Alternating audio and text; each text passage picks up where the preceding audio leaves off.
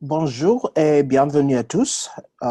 J'aimerais vous souhaiter la bienvenue à tous les participants au dernier d'une série de 4 webinaires conjointement par le programme Future Climate for Africa et le programme d'apprentissage sur les services d'information climatique en Afrique, CIS Learning Agenda. Je m'appelle Josh Ogada et je suis responsable de communication ici à South North au Cap, en Afrique du Sud. Je serai votre facilitateur d'aujourd'hui et je vous expliquerai brièvement les règles d'entretien, l'ordre du jour et je vous présenterai les intervenants pour ce webinaire. Lorsque nous avons organisé cette série de webinaires en janvier, nous étions très enthousiastes à l'idée d'offrir un centre d'apprentissage sur la prestation de services d'information climatique en Afrique, car de nombreux acteurs régionaux et nationaux semblaient s'intéresser davantage à l'opérationnalisation de nouveaux services.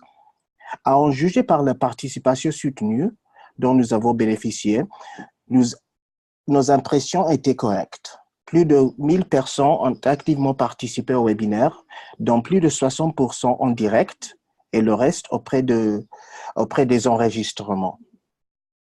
Sans doute, cela nous indique qu'il y a actuellement un intérêt très important pour les sujets en discussion et pour la recherche et les outils fournis par le projet du programme d'apprentissage de services d'information climatique.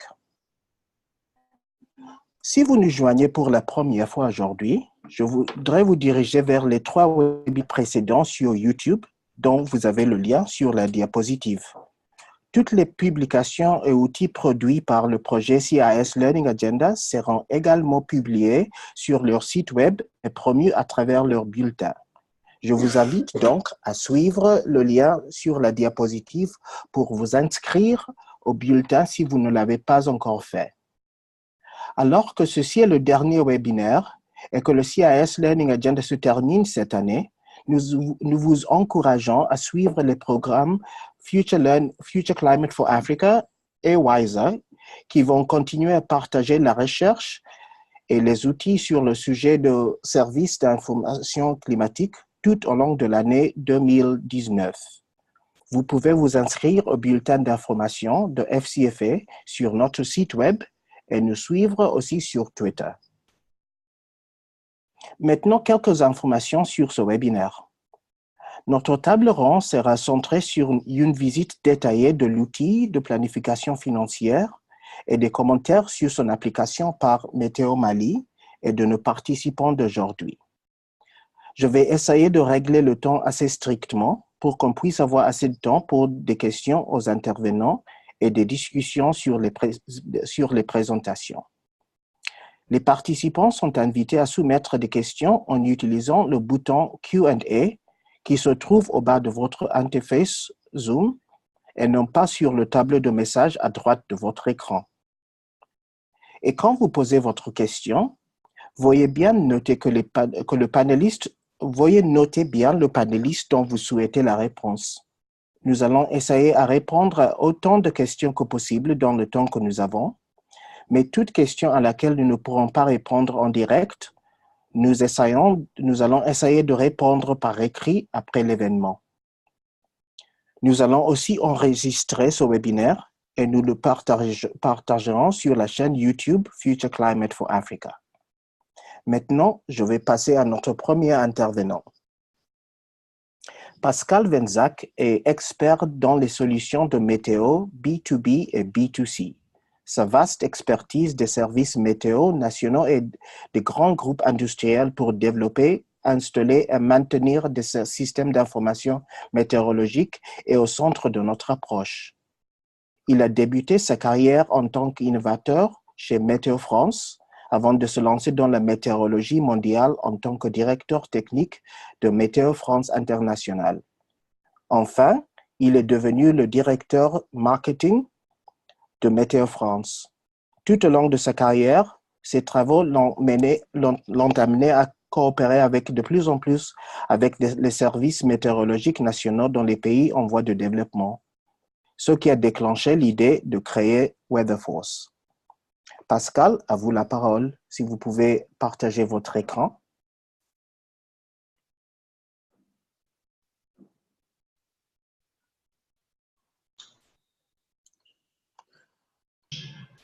Merci Josh. Je ne sais pas si tu m'entends.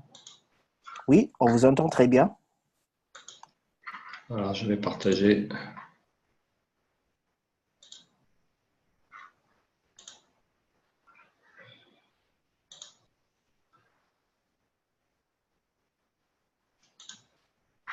Voilà. Donc pour cette introduction, je vais m'appuyer sur le travail qui a été fait par l'équipe de Winrock et notamment par Cathy Piri, qui malheureusement ne peut pas intervenir en français. J'espère que je vais être fidèle à ce qu'elle a préparé. Tout d'abord, ce Winrock International, donc depuis un peu plus d'un an et demi, a travaillé sur cette théorie du changement et pour cela a commencé à travailler sur une revue bibliographique qui lui a permis d'analyser justement tous les aspects de prestation de services d'information climatique, que ce soit au travers des services privés ou au travers des services publics. Dans toute cette analyse, les questions de genre ont toujours été prises en considération. Cette documentation visait d'une part à comprendre les modèles d'affaires actuels au niveau des services climatiques et la façon dont les services météorologiques nationaux fonctionnent. Ceci a été réalisé et donc il y a un rapport qui a été produit, qui est en cours de validation par USAID, donc notre bailleur, et qui, on l'espère, sera mis à disposition de vous tous d'ici peu. Ensuite, nous avons également réalisé avec nos partenaires du consortium, à savoir l'IRI, le CSAG et Agrimet, une évaluation de l'état actuel de 7 services météorologiques nationaux africains, et notamment dans l'Afrique subsaharienne, à savoir le Niger, la Côte d'Ivoire, le Sénégal, le Mali, le Malawi, le Rwanda et l'Éthiopie. Et tout ceci nous a permis, en relation avec les piliers du GFCS, de statuer sur l'état d'avancement de ces services météorologiques. Et donc là, plus récemment, et ce qui fait l'objet de ce webinaire, à Winrock, nous avons dirigé un gros effort pour développer un outil de planification financière et de budgétisation à l'usage donc de ces services météorologiques nationaux qui vous sera présenté dans la suite. Ici, une vision un petit peu globale en fait du chiffre d'affaires réalisé au niveau des services climatiques dans les différentes régions du monde, où l'on voit que dans l'Afrique subsaharienne, ce marché n'est pas encore très développé si on le compare au marché d'Amérique du Nord, d'Europe et également à un moindre degré en Asie de l'Est et au Pacifique. Donc, il y a beaucoup à faire, c'est intéressant. Lors du survey, dans le cadre de nos travaux, nous avons donc sur les pays que j'ai cités tout à l'heure, analysé secteur par secteur le type de produits et services que diffusaient et disséminaient donc les services météorologiques. Et notamment, nous avons analysé si ces services étaient diffusés de façon gratuite ou payante, à savoir s'il y avait déjà un marché. Et on note effectivement ici qu'au niveau du Sénégal, il y a déjà beaucoup de services qui sont payants. Ensuite, sur le marché, on a dans cette slide, nous avons insisté sur les marchés, les secteurs les plus porteurs et qui sont écrits en noir. Donc effectivement, un des secteurs, comme vous le savez tous, qui est le plus qui permet de financer le mieux les services météorologiques, c'est le transport et en particulier l'aviation. Mais il y a également des choses à faire effectivement sur l'agriculture, des choses qui sont déjà faites sur le secteur de l'énergie et des mines, des relations aussi qui sont établies avec des opérateurs télécoms. Et pour la partie activité de service public, de nouveau au niveau de l'aviation, mais là plutôt au niveau de la défense, où il y a des activités assez soutenues et des relations assez soutenues entre les services météorologiques nationaux et leurs utilisateurs. Donc je vais en rester là pour cette introduction. Juste avant de donner la parole à Rémi Alquier, ce travail donc, qui a été entrepris dernièrement au niveau de Winrock a permis d'aboutir à un outil qui a été développé sous forme d'une feuille de travail Excel et qui doit permettre aux services météo nationaux d'analyser leur budget sur les années passées tout d'abord, mais également de pouvoir planifier le futur. Et ce futur, de le planifier à la fois sur des besoins en investissement, autant que sur les possibilités de commercialisation de ces services. Donc je vous remercie et je rends la parole à Josh pour continuer ce webinaire.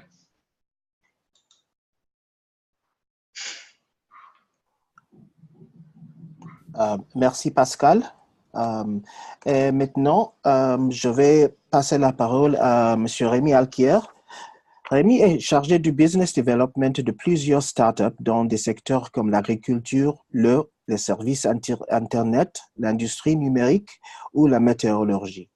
Auparavant, il dirigeait la communication et le business development des sociétés internationales du secteur de la géoinformation et des télécommunications.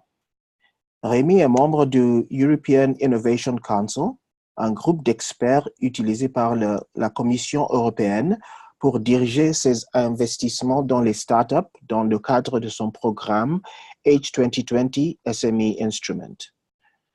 Rémi est aussi mentor d'incubateurs, d'étudiants et de startups et il fournit aussi des conseils en stratégie à des organisations publiques internationales. À vous la parole, Rémi.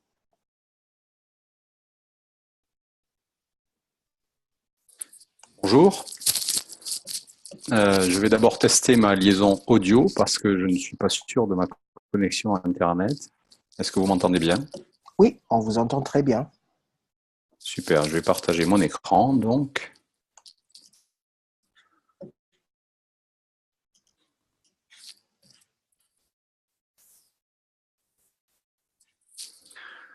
Bien, bonjour à toutes et à tous. Je suis donc Rémi Alquier. Je vais vous présenter le travail que nous avons réalisé sur l'outil de planification financière pour les services météo et hydrologiques nationaux. Comme l'a expliqué Pascal, cette étude s'inscrit dans un cadre un peu plus large qui regarde des possibilités de financement à travers des PPP pour les services météo nationaux. Pardon, je vais vous arrêter, Rémi. Est-ce que vous pouvez élargir votre écran? Bien sûr. Merci. Oui, c'est mieux là.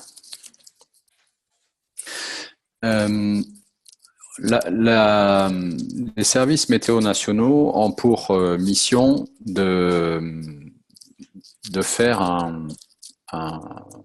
d'assurer la sécurité des biens et des personnes. Pour cela, ils ont mis en place tout un réseau d'observation, de validation de stockage de données, des systèmes et des hommes qui font des hommes et des femmes qui font de la prévision et des systèmes d'alerte. Dans la réflexion qu'on a menée, on est parti de l'hypothèse que le secteur privé est intéressé pour intégrer des informations météo dans ces processus. Selon une étude des Nations Unies, 70% de l'économie mondiale est météo-dépendante. Ce qui veut dire que l'information météo joue un rôle essentiel dans les performances économiques de certains secteurs. Dans des pays comme aux États-Unis, au Japon, mais ce ne sont pas les seuls, en fait, ces partenariats-là entre le secteur privé et les SMN ont permis de développer considérablement le marché. Et c'est la raison pour laquelle Pascal nous a montré ces courbes, où dans certains booste tout simplement le marché des services d'information climatique. Cet outil Excel sur lequel nous avons travaillé, il va tout d'abord travailler en modélisant les coûts d'un service météo national. Alors, il existe plusieurs modèles, y compris le GFCS, on verra, j'y reviendrai plus tard après. Mais nous, on a voulu faire quelque chose de très simple. On a un modèle à 3 couches, une infrastructure technique qui regroupe tous les moyens plus ou moins matériels, on va dire, qu'ils soient bâtiments, télécom, réseau d'observation, logiciel. Un niveau d'opération qui va plutôt regrouper tous les moyens humains et de services qui permettent de réaliser les missions de base du service météo national, observation, prévision, climato, etc. Et puis la couche supérieure qui est la couche service, qui elle va être plus la couche de dissémination, c'est-à-dire de rendre l'information disponible dans le SMN vers l'extérieur. Alors, ce modèle à 3 couches qui se veut très simple, il nous permet aussi de montrer une première analyse qui est que si on regarde sur la partie gauche besoin en financement, en fait, plus on va vers le bas, plus les besoins en financement sont importants. Hein. Les besoins d'infrastructure, c'est des grands projets d'infrastructure, ça coûte cher. Et plus on va vers la couche service, plus les besoins en financement sont faibles. Quand on compare ça à la valeur perçue de ceux qui utilisent l'information que produit le SMHN, en fait, la courbe est exactement inversée. C'est-à-dire que la valeur perçue par ceux qui utilisent l'information est plus grande sur la couche service, un peu moins grande sur la couche opération et encore moins grande sur la partie infrastructure technique. L'OMM a recensé tout ensemble de secteurs économiques qui consomment de l'information issue des services météo. Ces secteurs, on peut les diviser en deux grandes familles. Une partie était économique, qu'on pourrait appeler pour sommairement le secteur privé, et une partie activité publique qui relève plus des missions d'ordre de la sécurité, de la santé, des urgences, des politiques, de la défense. Voilà. Si on descend un petit peu plus sur comment coupler le SMN à PPP, on peut en trouver à chacun des trois niveaux qu'on a définis pour notre modèle. Si on part du niveau structurant, l'infrastructure, on voit que là, ce sont plutôt les gouvernements et les donateurs qui interviennent. Et on peut trouver des PPP comme TAMO, par exemple, ou des telcos comme Raincel. Ou Earth Networks aussi, par exemple. Quand on monte d'un an sur l'opération, on a plutôt un financement à travers des subventions pour des missions de service public. Hein. Par exemple, dans certains pays, c'est l'aviation, ou bien ça peut être l'agriculture vivrière aussi. Et des PPP plus de type opération, donc plutôt sur des systèmes d'information. Voilà. Quand on est à la couche service, c'est-à-dire ceux que l'utilisateur voit, on est plus proche de l'activité commerciale et les PPP se font plutôt avec des formats type distributeur. Alors telco, par exemple sur les opérateurs mobiles, ou il y en a un autre qui est un petit peu connu, c'est Viamo par exemple. Voilà. Alors si on essaie de schématiser l'exemple, au centre, donc, on a avec son mode partenaire de type PPP. Ici, on a tout ce qu'on va construire comme offre de services de revenus rentrant dans les activités du SMN à partir de secteurs économiques. Pardon, Rémi, nous avons quelques problèmes avec votre son là. Pardon, Rémi. Oui. Problème avec votre son là. À PU. On vous entend bien. Allô? On vous entend pas bien. Oui. Vous m'entendez là? Non, il y a un écho là. Je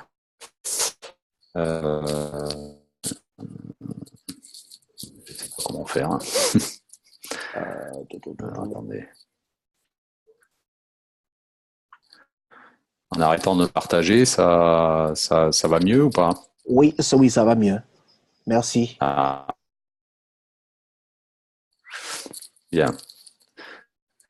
Donc, en fait, l'outil de planification qui va modéliser et aider à modéliser le SMN, le budget du SMN, va prendre en compte à la fois le secteur public, à la fois ses financeurs locaux et à la fois les projets de financement, soit du gouvernement, soit de donateurs internationaux.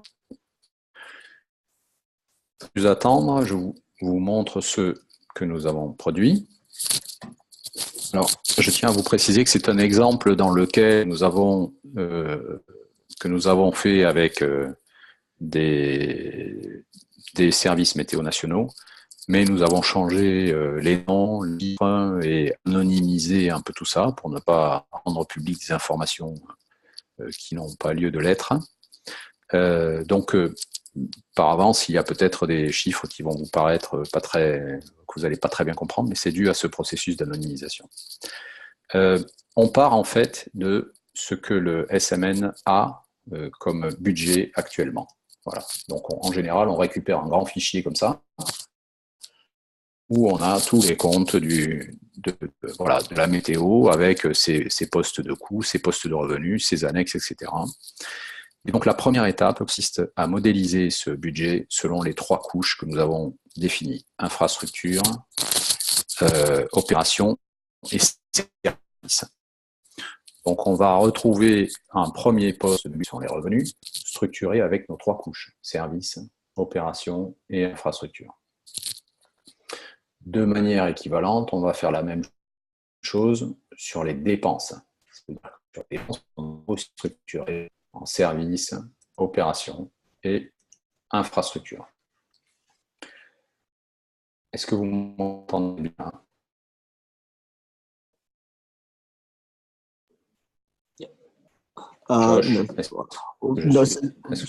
Non, c'est pas très clair.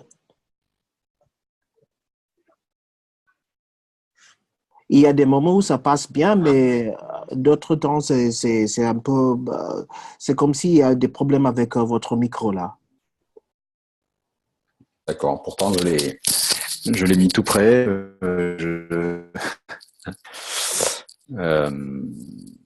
Bon, il est bien enfoncé tout. Ce que vous pouvez faire, c'est que quand quand mon audio n'est pas bonne, vous me postez un message. Ok. Sur le message. Ok. Pas de problème. Merci. Donc, la première phase de l'appropriation de ce fichier Excel, c'est de modéliser le budget du service météo selon les 3 services, opération et infrastructure, à la fois sur la partie revenus et à la fois sur la partie dépenses.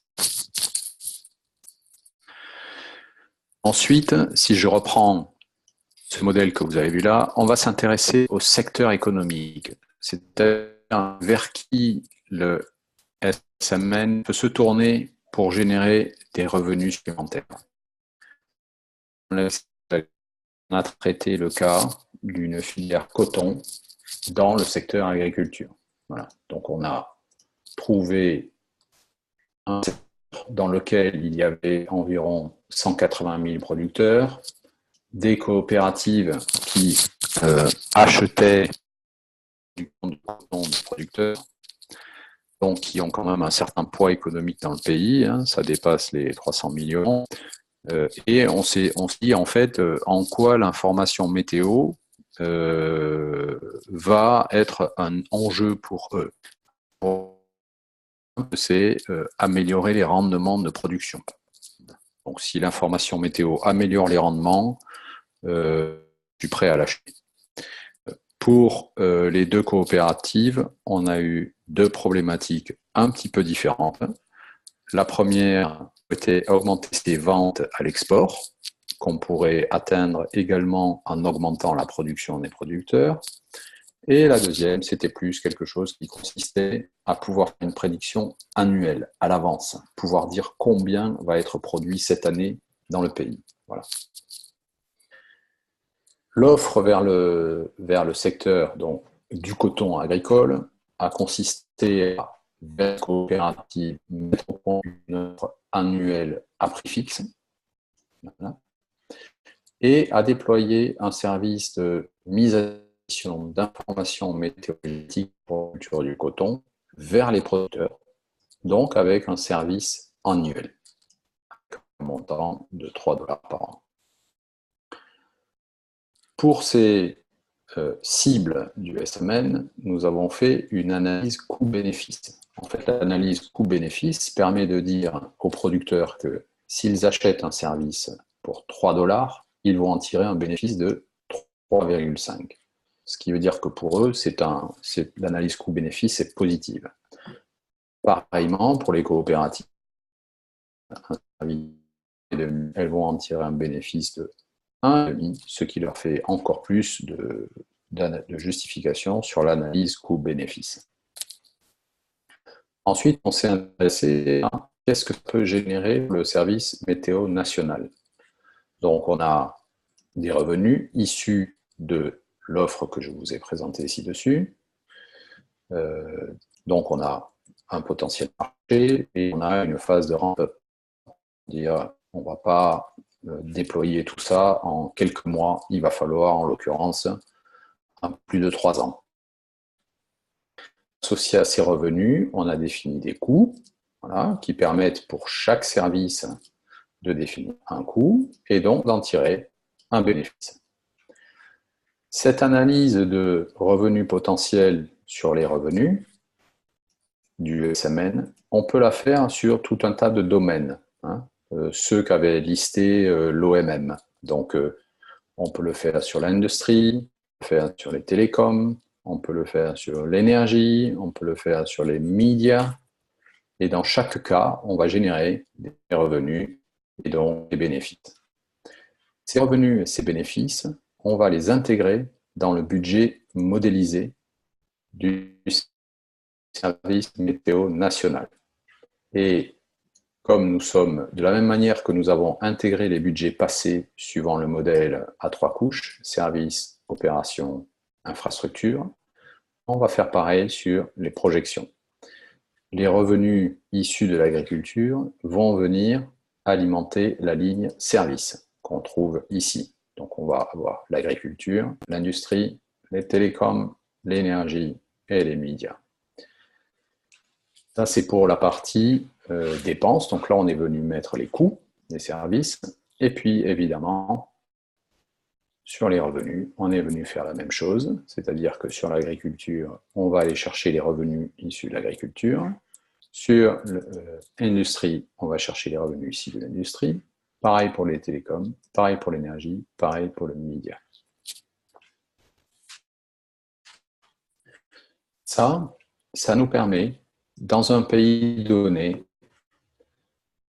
pour le SMN qui est ici, d'aller construire assez de revenus issus des secteurs économiques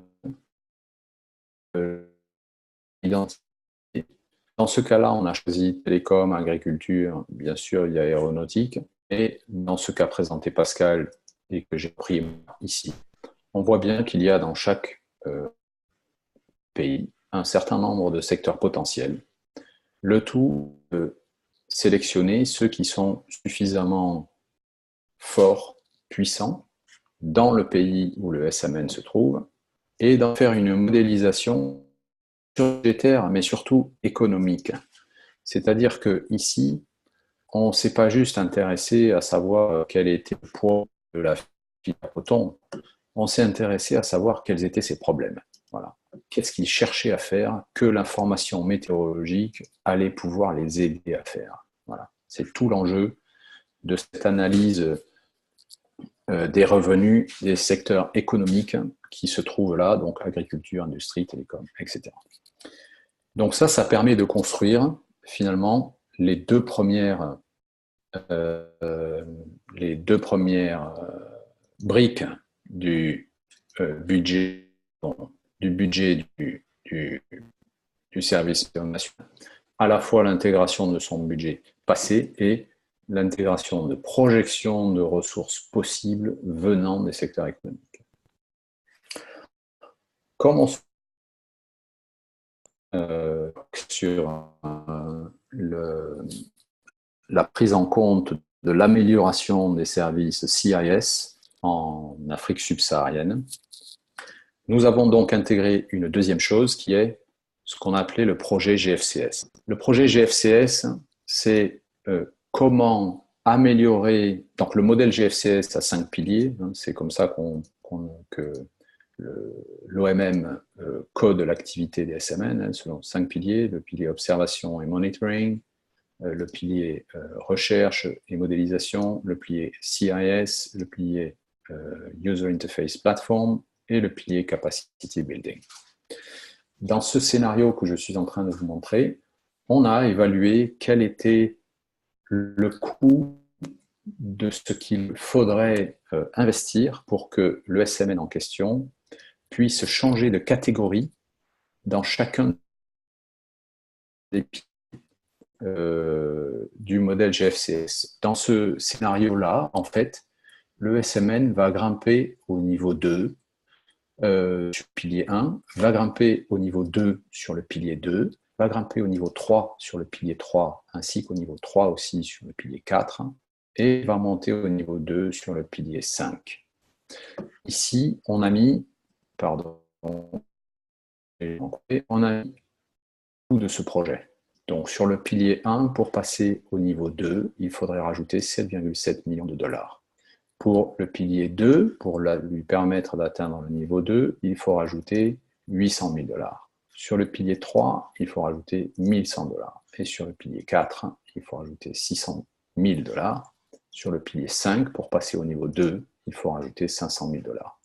Donc on a ici, dans cet onglet projet GFCS, un outil pour le SMN qui lui permet de décrire de manière assez simple comment il va pouvoir upgrader son modèle à 5 piliers et combien ça va coûter. Voilà. Donc c'est très apprécié bien sûr par ceux qui vont pouvoir venir le financer derrière, d'avoir finalement une vision assez synthétique du projet. Et ce à quoi on s'est donc attaché dans le fichier, dans cet outil de planification, c'est à intégrer ce projet GFCS dans le budget, ici dans la partie projection. Donc je vais prendre l'exemple 1, un pilier 1 qui nécessite environ 8 millions de dollars de financement. Et ces 8 millions de dollars, on va les exprimer toujours suivant le modèle 3 couches, service, opération, infrastructure. Ici, on retrouve notre partie investissement dans l'infrastructure, donc des synoptiques, des stations automatiques, des radiosondes et de la concentration de données. Et on va rajouter ici tout ce qui est salaire et consommation de biens et services. Donc le projet GFCS qui se traduit par une enveloppe simple, ici, quand on le remet dans le budget, se structure à nouveau en trois couches, services, opérations et infrastructures. Et donc, on va venir ici, dans le budget synthétique, on va venir reporter, on le voit ici, pilier 1, 2, 3, on va apparaître le projet GFCS avec la partie infrastructure et avec la partie opération et maintenance. Voilà. Le pilier 4, lui, puisque c'est User Interface Platform, c'est vraiment la partie service. Je rappelle que la partie service, c'est vraiment tout ce qui est dissémination, diffuser l'information vers celui qui va la consommer. Donc le pilier 4, on le retrouve ici. En résumé, si je veux résumer ce qu'on a fait à travers cet outil. Donc on a un SMN avec un budget sous le format qui lui va bien, celui qu'il utilise.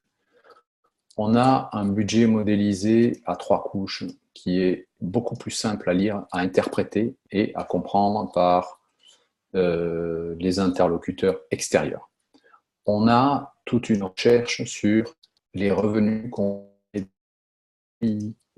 secteur stratégique, agriculture, coton, industrie, mine, télécom, énergie renouvelable, médias, et tout ce qui va être dans des projections pour montrer une courbe de revenus, voilà, une courbe de revenus pour le SMN qui monte considérablement. On a également codé le projet d'évolution des 5 piliers du GFCS. Alors, au-delà de nous fournir un budget extrêmement simplifié, qu'est-ce que cela nous montre dans un premier temps? On a cherché à regarder dans un certain nombre de SMN quel était le ratio entre les revenus d'origine privée, donc par exemple agriculture, télécom, et les revenus d'origine publique, donc plutôt des subventions. Dans ce cas-là, on est sur les années sur, on va dire, entre 1 et 2%. On a observé, et c'est une observation purement empirique, que l'on ne sait pas trop expliquer, mais c'est quand même ce qu'on observe, que les SMN, par exemple en Europe, ont pu devenir sustainable quand leur taux de ressources privées par rapport au taux de ressources provenant de la subvention, donc ce fameux indicateur ratio entre les revenus privés et les revenus publics, dépassait les 5%. Alors dans certains cas, c'était 5%, dans certains cas, c'était 9%, mais du coup, on s'est dit qu'il était intéressant pour un SMN de se définir un ratio qui serait un objectif dans lequel on peut se dire on va commencer à être sustainable, qui était l'objectif de l'étude confiée par USAID. Donc, ce que vous voyez ici, c'est ce ratio-là, qui évolue bien sûr avec les revenus d'origine privée. Et on a ici mis un target purement empirique, qui est quels sont les revenus qu'il faudrait générer pour atteindre les 7%, voilà, qui est le milieu de la fourchette qu'on a observée, donc, que je rappelle, 5 à 9 à 10%. Voilà. Donc en fait, ce budget qui se veut opérationnel pour aller servir d'identification de revenus nouveaux et de mise en œuvre du projet de JFCS, on peut le suivre à travers cet indicateur-là pour, à nouveau, de manière simple et synthétique, voir comment ces revenus, finalement, vont pouvoir permettre d'alléger ou de rendre plus pérenne dans le temps tous les coûts liés à un projet d'évolution GFCS. Voilà.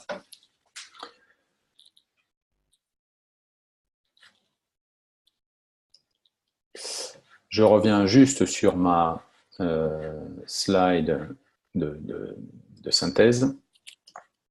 Donc vous voyez que l'outil Excel veut modéliser cette activité-là, l'activité historique du SMN, l'activité en rajoutant ses partenaires, le projet JFCS et les secteurs économiques. Je terminerai par ça. Il y a très souvent dans les SMN une mission dite de service public. En fait, dans les revenus qu'il reçoit du gouvernement, voilà, dans la partie subvention, on a une partie aéronautique qui correspond à un service rendu pour toute une filière, un secteur économique très important, hein, qui est le secteur de l'aviation commerciale. Et on a une source de revenus qui est de la pure subvention gouvernementale. Cette subvention gouvernementale, elle peut être associée à un certain nombre de missions d'intérêt public. Voilà. Alors, on peut parler d'agriculture vivrière, par exemple. On pourrait s'imaginer que le même service qui est rendu sur une filière de type coton serait rendu de manière gratuite sur l'agriculture vivrière. Ou on peut s'adresser aux services de planification, les ministères de l'Agriculture, par exemple, qui aimeraient faire de la planification de l'utilisation des terres. Voilà. On a aussi des missions de type protection civile.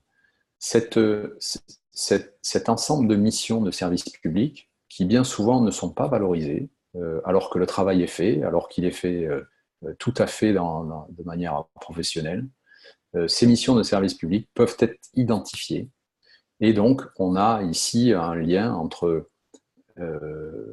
un gouvernement qui finance son SMN avec un certain nombre de subventions et en retour, un certain nombre d'informations qui lui permettent de faire bien sûr de la mission de service public, ce qu'on appelle généralement le régalien, la sécurité des personnes, mais aussi des choses liées à de la planification pour sa propre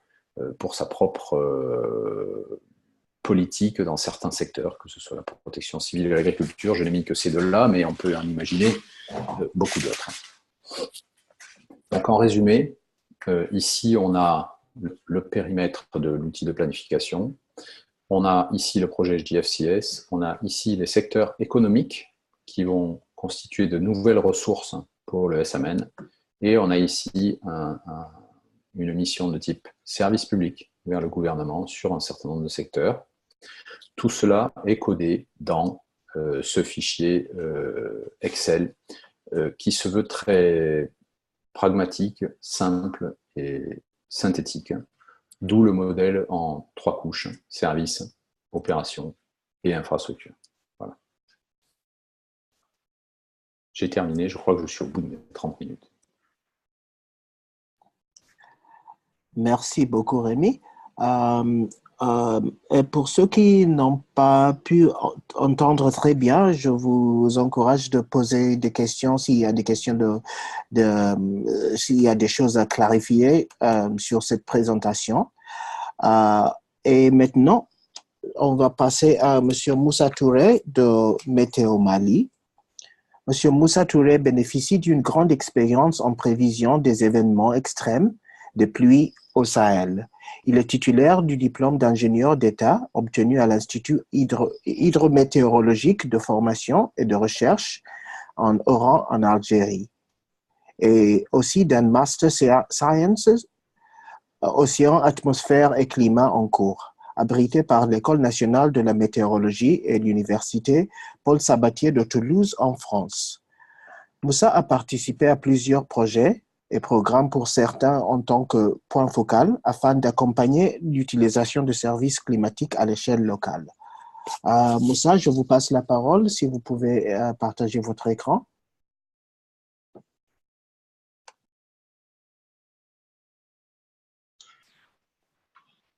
Merci, Josh.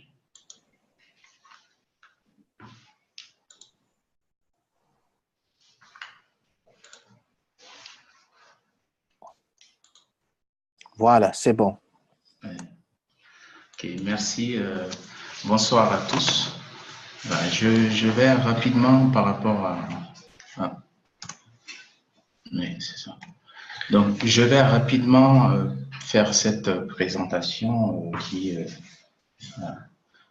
conformément à ce qui a été présenté par Pascal et Rémi, je vais faire une analyse soit de Mali Météo pour montrer à la fin la pertinence du modèle qui a été présenté par mes précédents. Alors, Mali Météo, c'est des infrastructures, des stations et un réseau d'observation terrestre, donc qui est composé de stations synoptiques, de radars météo et de postes pluviométriques et aussi de stations agrométéorologiques. Finalement, nous avons aussi des postes de production d'informations. Donc, ces postes-là synergient dans beaucoup de pays qui finalement sont reliés entre elles à travers Transmet qui permet aussi l'envoi des données à travers le JTS.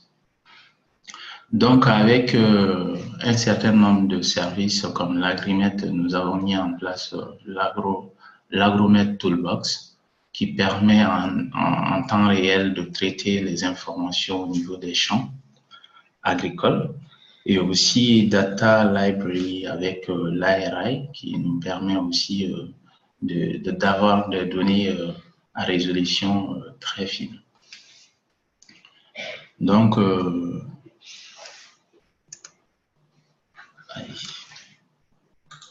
voilà.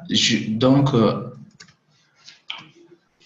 nous avons, avec toutes ces informations, enfin, avec toute cette plateforme des lacunes qui sont principalement liées à l'insuffisance des moyens de collecte et de transmission de données, des équipements au niveau des stations qui sont vétustes, une insuffisance en quantité et en qualité des ressources humaines, une insuffisance en termes de communication, donc qui sont liées aux moyens humains et matériels.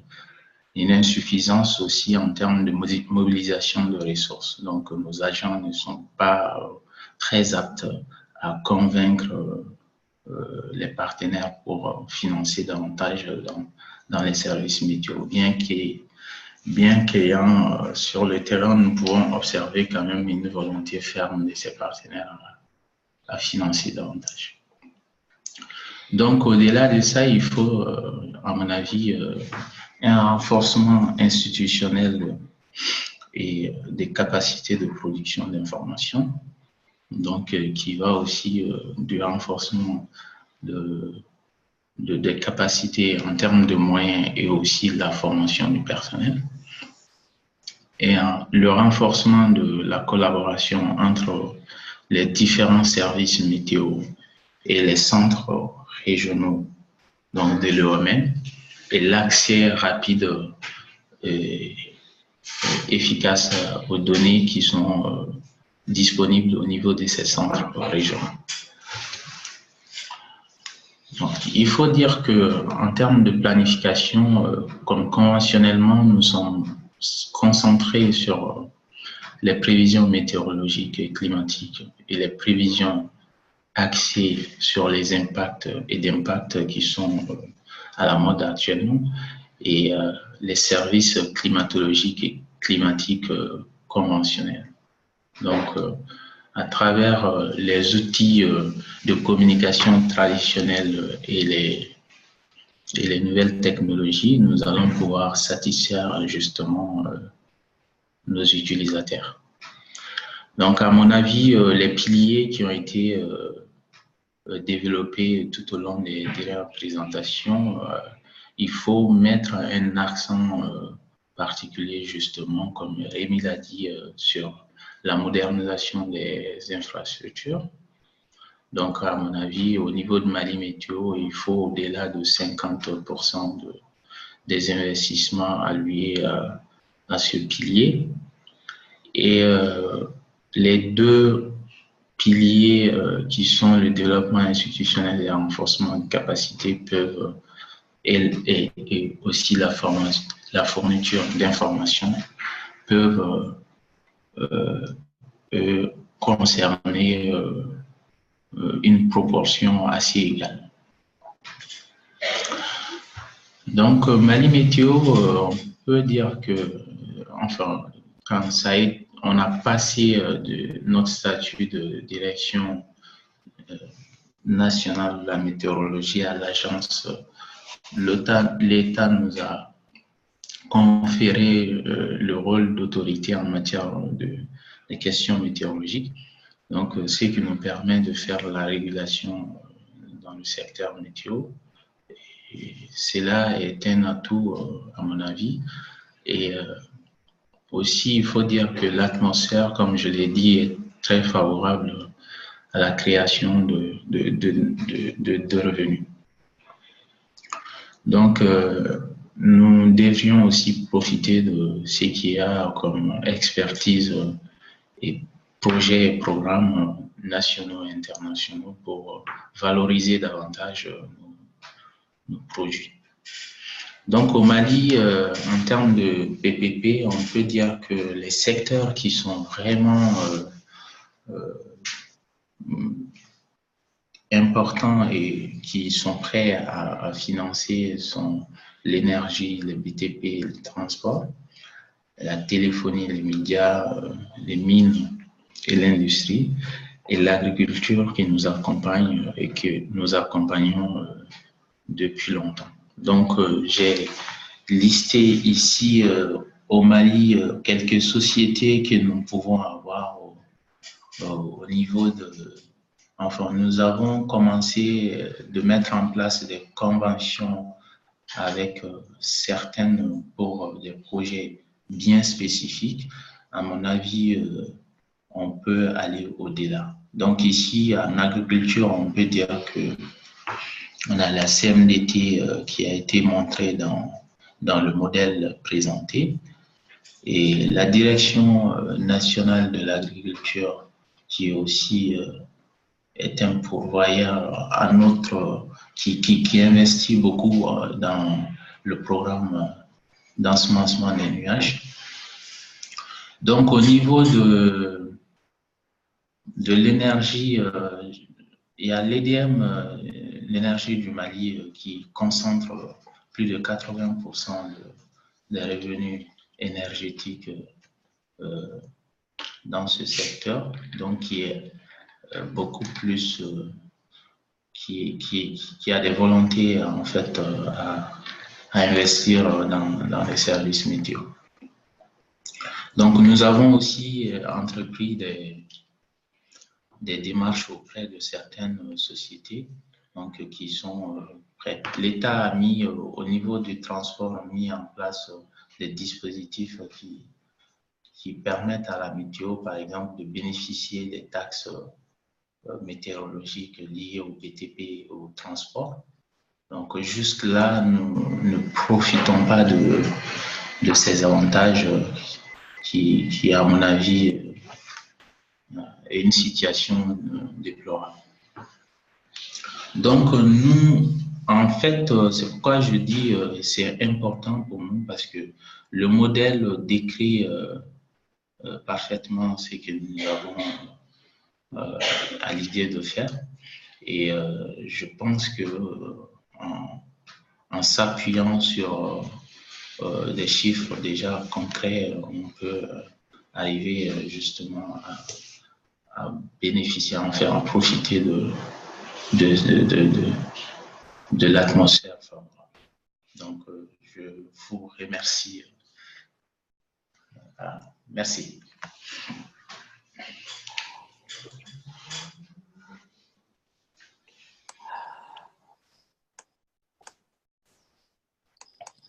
Alors, merci Moussa pour cette présentation.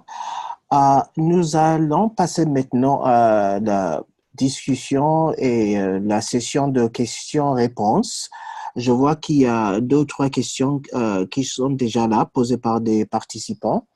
Mais tout d'abord, j'ai affiché sur l'écran 3 questions basées sur la présentation de Rémi à discuter entre nous. Je vois que parmi nos participants, nous avons pas mal de personnes qui travaillent pour les services météo dans leur pays. Et je vous invite à réfléchir sur ces questions.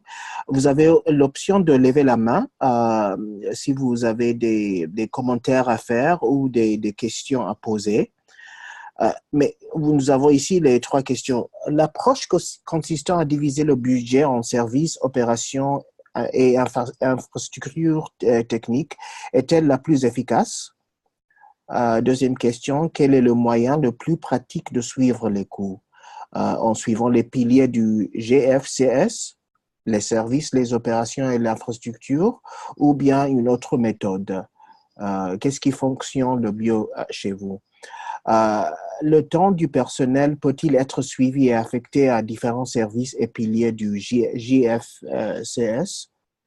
Alors, je vous invite à réfléchir sur ces questions et entre-temps, je vais passer aux questions posées. Ici, la première question, c'est par Annie qui voulait savoir, est-ce qu'il y a un moyen de faire apparaître de manière spécifique les coûts de système d'alerte météo pour la prévention des désastres tels que les inondations, y compris l'élèvement du niveau marin? Je crois que cette question est pour, je crois que c'est pour Moussa. Et il y a une autre question pour Moussa aussi. Est-ce que la production de l'information climatique, la prévision par exemple, le seuil d'erreur prend en compte l'état vétuste des équipements? Je ne sais pas si… Moussa, est-ce que vous pouvez essayer de répondre à ces questions? Oh oui, alors je vois ici qu'il y a 2 questions qui me concernent. Peut-être je vais rebondir sur les questions qui sont affichées et partager peut-être quelques expériences à propos de ces préoccupations. Je pense que l'approche qui a été utilisée par Pascal et Rémi, qui consiste à prendre en compte les services, opérations, infrastructures, me paraît efficace. Pourquoi? Parce que, en fait, il faut savoir que les services météo, jusque-là,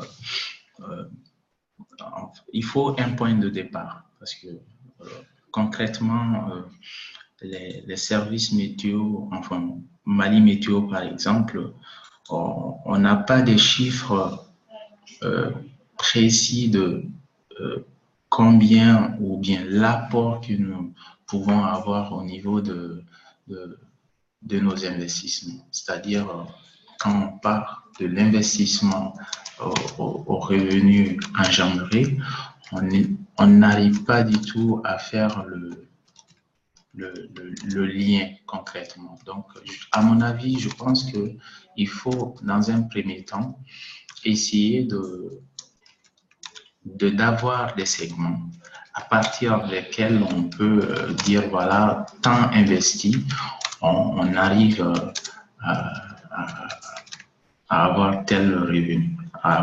Cela peut être efficient à mon avis. Maintenant, ça dépend de l'ensemble parce que en réalité, si on regarde les secteur par secteur, il y a des secteurs, par exemple, que j'ai pas cités dans ma présentation, notamment le web marketing, etc.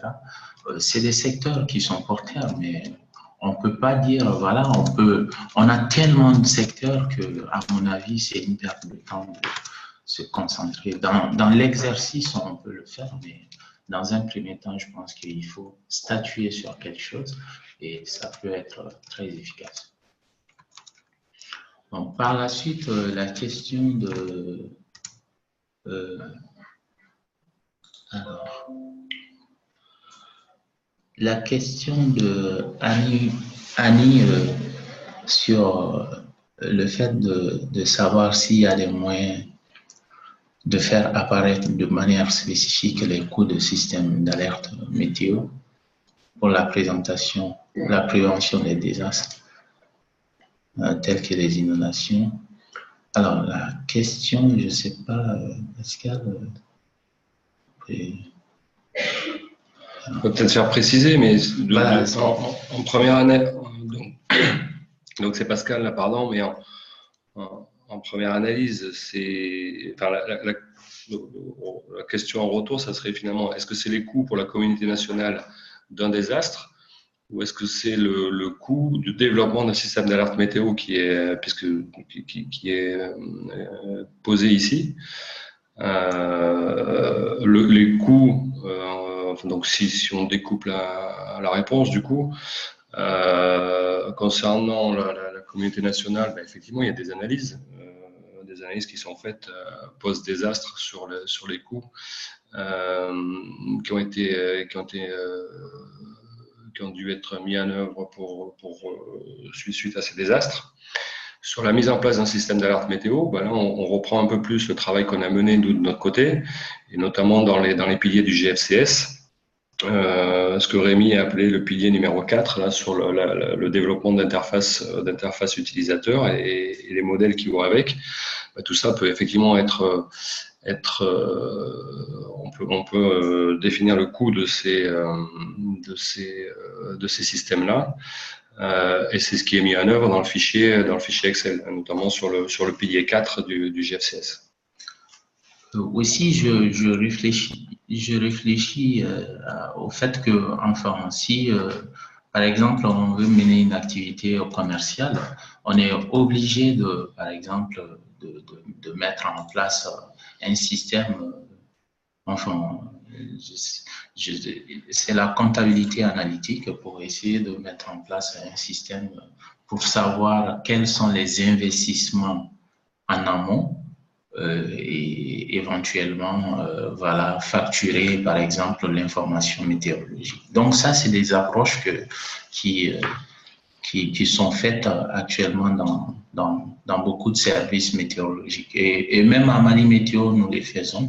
Je ne dirais pas que la méthode, peut-être notre méthode n'est pas très bonne, mais nous les faisons. Nous essayons de savoir, par exemple, qu'est-ce que nous avons investi pour une localité donnée sur les stations météorologiques et quels sont les investissements tout au long de la production pour arriver à un produit final. Donc, cela est fait et faisable. Donc, par rapport...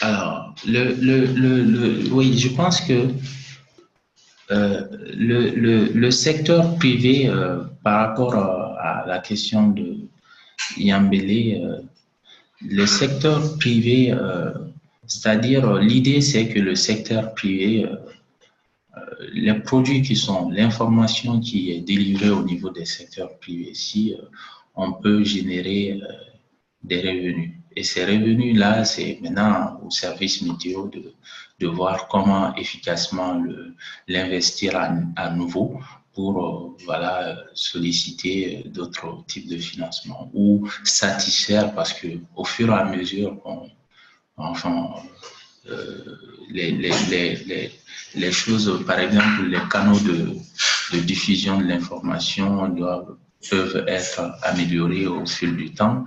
Et il y a d'autres efforts qui peuvent être accentués sur telle ou telle chose. Donc, cela peut, je pense que c'est des choses qui peuvent être définies tout au long du processus. Mais dans un premier temps, il s'agit de voir quel peut être l'intérêt du service, enfin du secteur privé, à avoir l'information météorologique, moyennant quelque chose, et finalement, voilà, arriver tout au long. Pour nous, c'est vraiment très important qu'il y ait un engagement de départ. Voilà. Donc, j'espère que j'ai répondu aux deux questions. Oui, merci beaucoup. Je vois qu'il y a une main levée là. Dieng Diam, allez-y, on vous entend.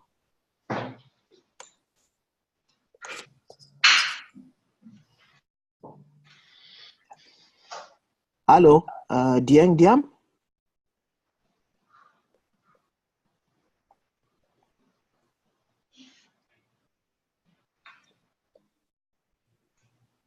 OK, en attendant, il y a ici une question pour Rémi. Comment avez-vous calculé les coûts unitaires de services par domaine?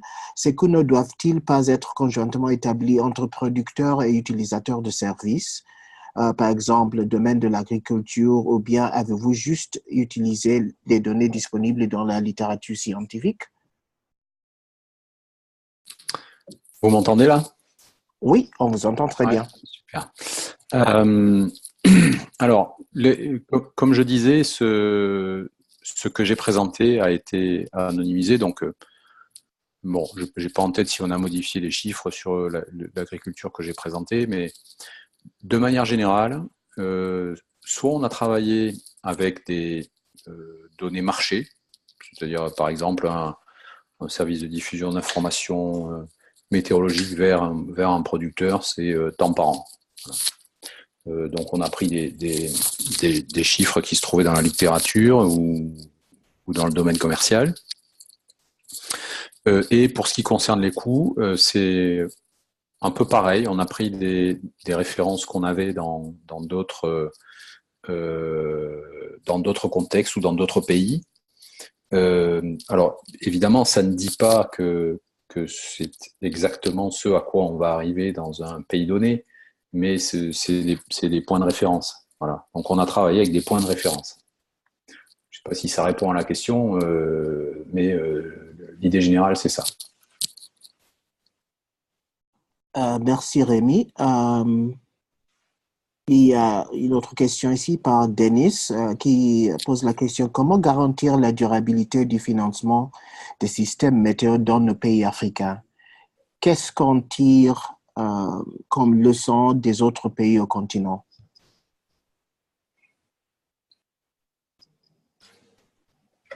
C'est pour moi?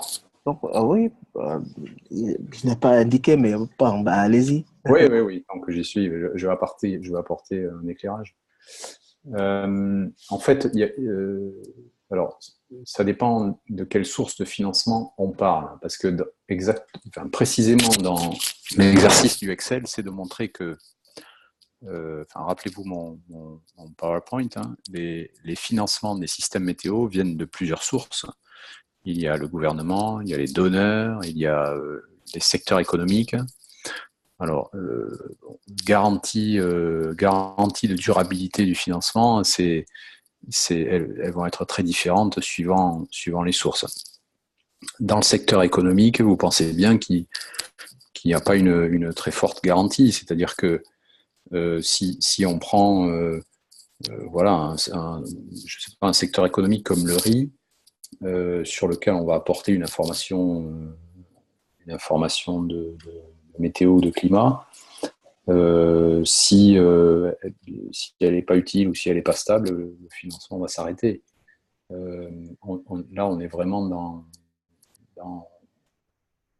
la garantie est liée au service qui va être rendu. Voilà. Je crois que côté gouvernement et côté international, là, les garanties elles sont beaucoup plus solides. Mais du coup, elles viennent financer des projets sur plusieurs années. Donc, c'est normal qu'il y ait une garantie. Donc, je ne sais pas quel était le sens de la question, mais la garantie telle qu'on peut l'observer, elle est finalement associée à la nature même des financements. C'est-à-dire ce qui vient du commercial n'est pas tellement garanti, mais en même temps, c'est du service, donc c'est des choses à court terme. Et le financement qui, lui, vient plutôt des publics, c'est du long terme, et lui, il est plutôt garanti. Alors, je voulais ajouter un élément par rapport à l'élément de réponse de Rémi. Il faut savoir aussi qu'il y a des facteurs locaux qui doivent être pris en compte. Par exemple, dans un certain nombre de pays en Afrique de l'Ouest ou de façon générale en Afrique, nous avons des services qui ont des autonomies de gestion, c'est-à-dire qui les confèrent ce statut de chercher des revenus supplémentaires. Donc, à ce niveau, ces services-là peuvent être beaucoup plus compétitifs que si ils étaient au statut, enfin liés directement à un département étatique. Donc, cela est très important. Donc, il faut les services liés au département étatique sont plus axés sur les missions institutionnelles, c'est-à-dire les missions régaliennes. Et les services, voilà, les agences comme Mali Météo peuvent chercher d'autres ressources. C'est ça même le but de leur création, en fait. Ouais. C'est Pascal. Là, je peux peut-être apporter un dernier éclairage sur la première question de Denis, et je vois qu'il en a posé une nouvelle. Donc, sur la première, en termes de pérennité, c'est vrai que comme l'a exprimé Rémi pendant son exposé, ce qu'on a observé sur d'autres continents, c'est que le service météorologique était pérenne et avait notamment des capacités d'innovation à partir du moment où il arrivait à obtenir ce fameux ratio de 7%. Alors, comme on dit, c'est entre 5, 9, 10, etc. Et effectivement, c'est ce qui permet de tirer le fait de servir des utilisateurs privés permet de tirer la capacité d'innovation et en échange, effectivement, fournit quelques revenus qui permettent de maintenir les systèmes. Maintenant, sur la question en cours, qui vient de disparaître là, mais si je me souviens bien, c'était sur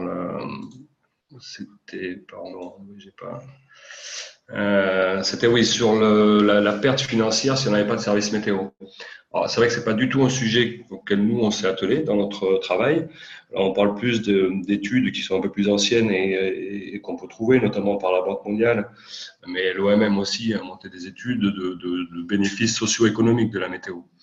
Et là, selon les pays. Donc, il y a beaucoup de littérature sur ces sujets-là, mais de mémoire, ce qui avait été démontré, c'est qu'un investissement dans un service météo pouvait rapporter jusqu'à x4, enfin entre x4 et x10 en termes de bénéfices socio-économiques sur le pays. Donc ça, c'est des études assez complexes qui tiennent compte typiquement de la question qui était posée tout à l'heure au sujet des dommages qui peuvent être évités s'il y a une bonne prévision météo.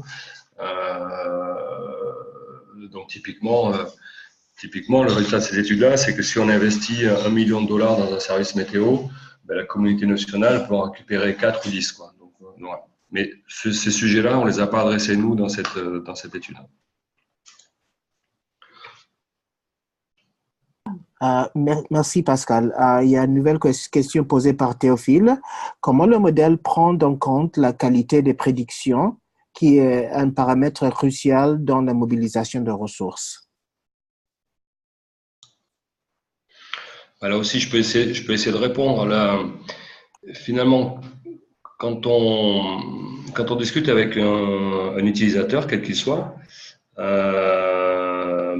tout d'abord, il faut comprendre quel est son besoin et du coup trouver le produit au sens, parfois ce sont des archives climatiques, parfois effectivement c'est de la prévision qui peut répondre à son besoin. Et c'est lui finalement qui va faire l'analyse économique de se dire est-ce que ça vaut le coup pour moi parce que l'information météorologique, même en sachant qu'elle n'est jamais parfaite, elle va améliorer mes process et je vais y retirer des bénéfices. Et c'est aussi tout l'intérêt justement de ces innovations, enfin en tout cas de ce contact entre les services météorologiques et les utilisateurs, c'est justement de bien démontrer la valeur ajoutée de ces prévisions.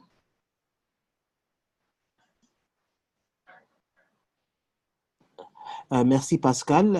Une autre question par Isabelle. Il y a Isabelle qui dit ici, il y a par exemple une de mes études qui évalue les bénéfices socio-économiques des prévisions saisonnières. Je crois que c'est un commentaire plutôt. Mais il y a Théophile qui pose une autre question. Quelles sont les équations qui gouvernent votre modèle? Est-ce qu'on peut avoir accès à cette théorie?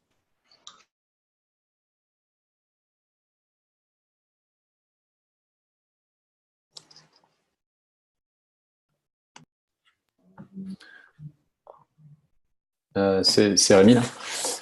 Oui.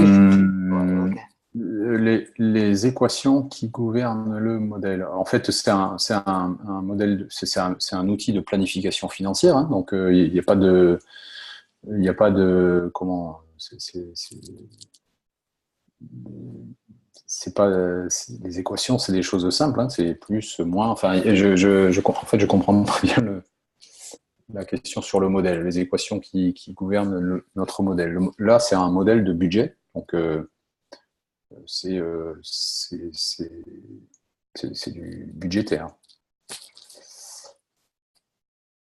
Et il y a Denis qui cherche une clarification là. Il dit bon, sauf si j'ai été un peu distrait, je ne comprends pas encore comment est-ce que les petits paysans perçoivent le paiement des services météo. Alors, en fait, ils ont ce qu'on a appris en compte là, c'est dans l'étude qu'on a fait sur le coton, hein, c'est que là, on est sur des producteurs d'une filière. Hein. Donc, par exemple, là, en l'occurrence, il y en avait 180 000. Les petits paysans, c'est un autre sujet, c'est-à-dire qu'on est plutôt sur de l'agriculture vivrière et ça fait partie des missions d'intérêt général du SMN de livrer une information tout public, donc que peuvent utiliser les petits paysans. Je suppose que par petits paysans, on entend agriculture vivrière. Donc là, le nombre de producteurs, c'est pas 180 000, là, c'est des millions. C'est un service d'intérêt général. Donc pour eux, c'est gratuit, je suppose. Merci. Il y a une autre question par Annie Bonnard. Josh, je Oui. voulais dire aussi que, voilà, comme Rémi l'a dit, en fait, c'est la compagnie qui paye le service. Donc, les paysans, pour nous, par exemple, nous avons, avec des ONG, mis en place des projets qui aident les autres paysans qui ne sont pas en capacité de payer les services. Donc, enfin, on essaye de postuler à des appels à projets pour avoir des financements et couvrir des zones où voilà, la production ne permet pas aux paysans de payer un service météo. Ah oui, merci Moussa. Il y a Annie qui donne une précision sur sa question. Elle pose la question, est-ce que cet outil peut être utilisé pour calculer les coûts, entre guillemets, à 3 niveaux, service, opération et infrastructure, de services d'information de Climate Information Services pour prévenir les désastres naturels sur la péninsule de Dakar, qui est hors filière, mais pas d'un secteur économique. Je peux essayer de commencer à répondre et puis mes camarades compléteront si nécessaire. Oui, allez-y. La réponse est oui. Et finalement, c'est vrai qu'on a été peut-être un peu vite dans la présentation. On a fait un travail. Enfin, il y a eu un premier travail qui a été fait par les équipes de Winrock sur justement secteur par secteur utilisateur, hein, que ce soit privé ou public. Dans quel état, quel est le niveau de compétence actuelle du service météorologique national. Donc ça a été fait sur les 7 pays. Et du coup, évidemment, sur chacun de ces piliers, il a été analysé si pour franchir un palier au niveau du service météo, qu'est-ce qu'il devait faire? Est-ce qu'il devait s'équiper de modélisation numérique, s'équiper de stations, recruter des PhD, enfin tout un tas de domaines comme ça, qu'ensuite nous avons chiffré. Et c'est ça qui est repris dans le résultat du modèle là qu'a présenté Rémi tout à l'heure, quand on dit, voilà, pour passer Mali Météo, par exemple, du niveau 2 à 3 sur le pilier recherche et modélisation, mais il y a un certain nombre d'actions qui ont été chiffrées et qui permettent effectivement d'être partagées ensuite avec tous ceux qui ont à en savoir et en particulier les bailleurs quand il s'agit de faire de l'investissement, par exemple.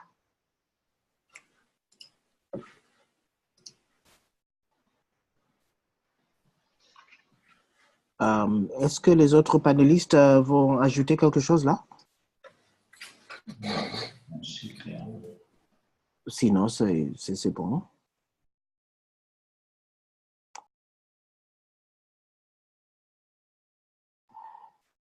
Je vois qu'on a maintenant répondu à toutes les questions. Pardon.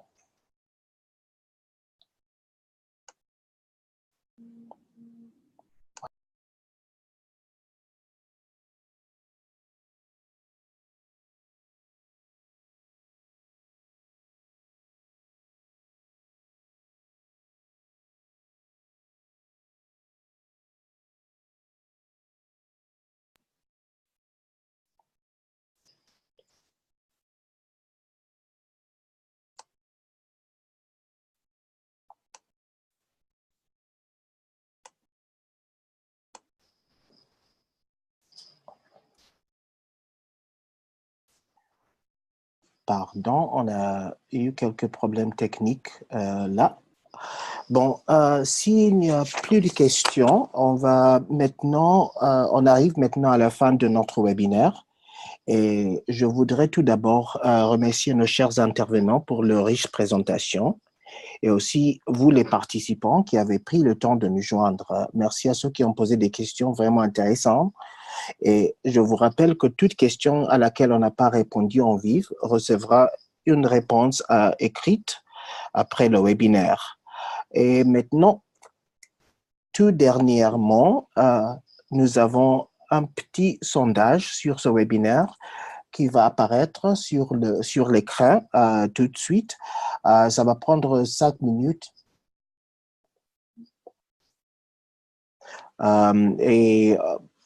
Oui, voilà. Si vous le voyez sur l'écran maintenant, si vous pouvez prendre quelques minutes à répondre à ces questions, ça va nous aider à améliorer notre service webinaire au futur.